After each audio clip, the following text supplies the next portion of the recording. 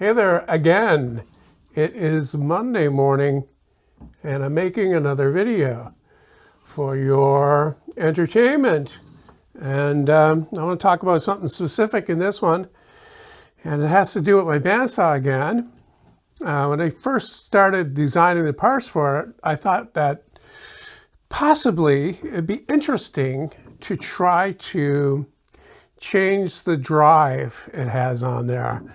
Currently, it's a standard belt and pulley drive, and I thought that it would be neat to see if I could 3D print gears and use those. So 2.5 weeks ago, I printed the gears from PETG after designing them and sizing them to where I think they'll, be durable enough.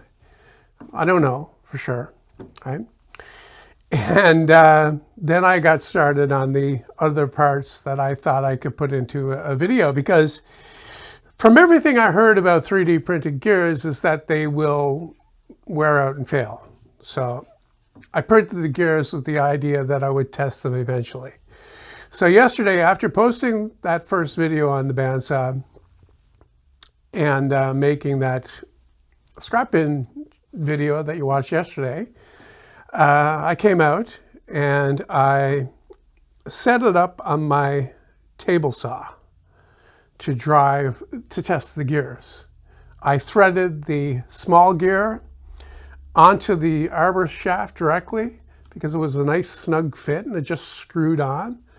And then I mocked up or rigged up or jerry-rigged a carriage for the larger gear, so it meshed in there close to as well as I could get it anyway. It's not perfect. Nothing is perfect here, because to make it perfect, you need precise tolerances and all that. But anyway, close enough. They were running smoothly.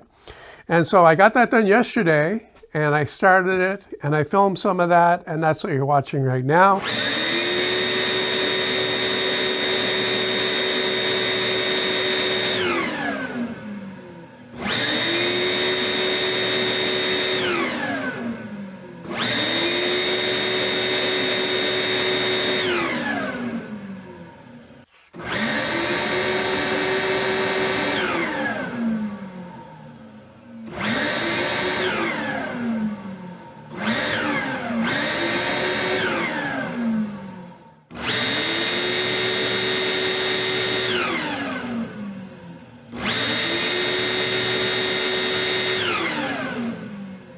Then this morning I came out and I took it a bit further. I wanted to put a load on there, because running gears is one thing, having them loaded is another.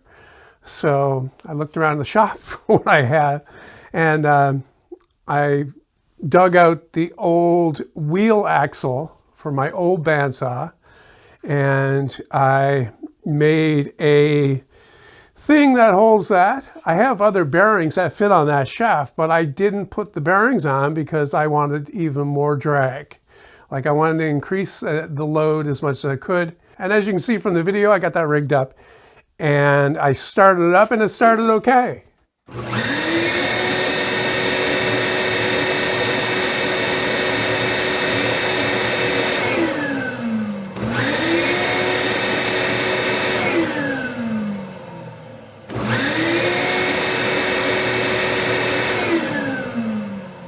And I started it and stopped it over and over again, because one of the failure points of gears is getting over that initial inertia, because you got full power going to the small gear driving the larger gear, and if there's any load on there, then you could strip off the teeth of the smaller gear or the bigger gear if it's not strong enough. So I did that over and over again, and I let the thing run for minutes at a time. All the while, the shaft that was turning inside the plywood in the MDF was getting super hot, too hot to touch. Then I got the idea that I would take the channel locks and put it on the shaft to try to hold the shaft a little bit. Put more load on there and see what would happen. Well, as it turns out, I grabbed it so hard, I stalled. Either, I don't know what it was, I have to look at the video and you'll see that here. I stalled either the table saw motor or I stalled the belt drive that I had rigged up on top here. And so that proves to me, not completely conclusively, but it proves to me that what I have here should be strong enough to drive a 12-inch bandsaw.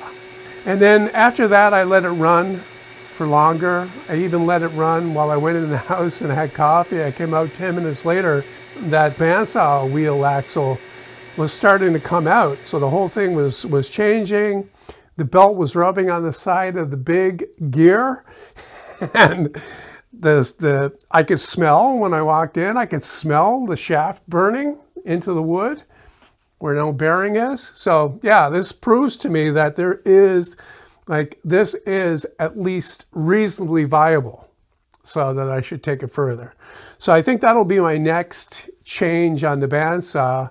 It does involve changing the motor. I can either change the direction on the motor I have there now, or I can use another motor that turns the right way to begin with. And that would be one of those old treadmill motors, those old induction treadmill motors that I had. I used one in a disc sander, 12-inch disc sander that I made a long time ago, and the other one's still sitting out my shed. So I have two at my disposal, and they turn the right way, and they can't be reversed, those ones. So that's the plan.